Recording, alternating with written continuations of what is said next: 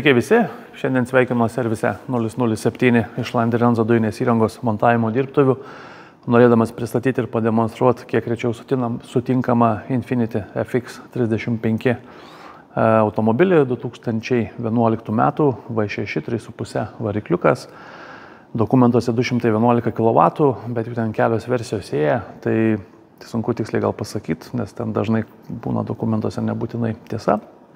Ypač automobiliam iš Amerikos. Tai va, bet automobilis važiuoja labai iš tikrųjų smagiai, dinamiškai, lyginant 6 cilindrus ir 211 kW, tai tikrai itin smagus modelis. Juolab, kad yra apsukų skydelė, galima iki 7,5 išspausti, tai tikrai smagiai murkiantis, gražiai, gerą garsą skleidžiančiai ir važiuojantis automobilis.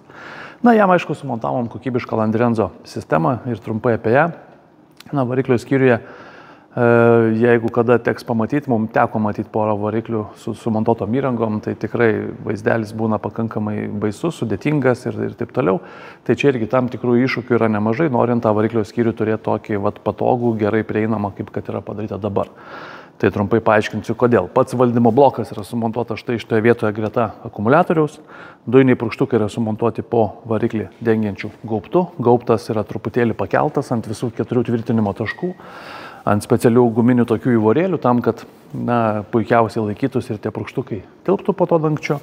Patogiam prieimui turim dujinės fazės filtrą, slėgio daviklį, skystos fazės filtrą bei dujų vožtuvą OMB BFC, padidinto pralaidumo.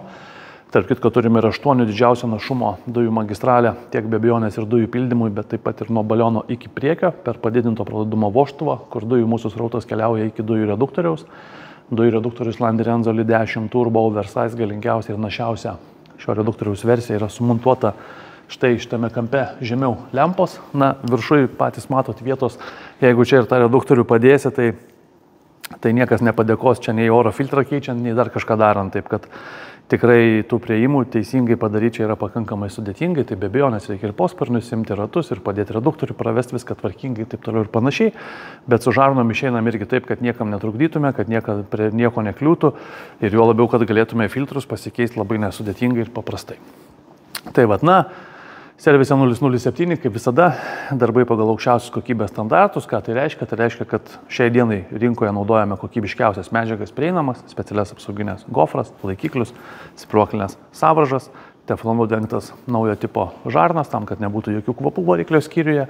Dažnai juk tenka, eiti netgi pro šalį automobilio su dujomis ir užuosti tarsi dujų kvapą. Taip suprantat, kad automobilis yra su dujomis, tai su tinkamomis žarnomis, būtent mano šiom paminėtom žarnom tos problemos nebūna ir to dujinio atvaiko, tų tokių problemų jų neatsiranda. Nežinau, 1,5 metų testuojam, tų problemų visiškai ties šito sprendimu jos ir baigėsi, tai va, tų problemų nebūna.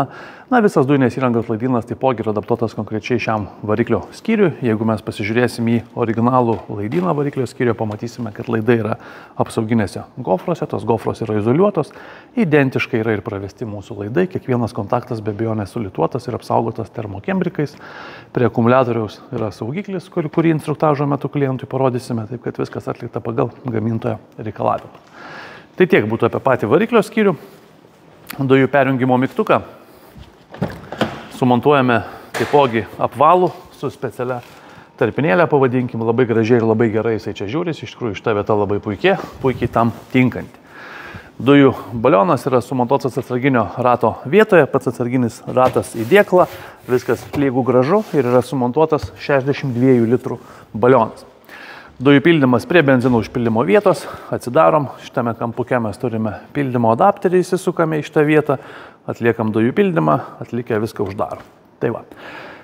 Pridėsiu tiek nuotrauką, tiek video reportažą apie pirmą pildymą degalinėje, automobilį ištestavom, pravažiavom, esam pilnai pasiruošę atiduoti, kaip minėjau, labai dinamiškas ir smagus automobilis. Jei kažką panašaus vairuojate ar tiesiog ieškot kokybiškų sprendimų, kreipkitės, mielai padėsim. Ačiū.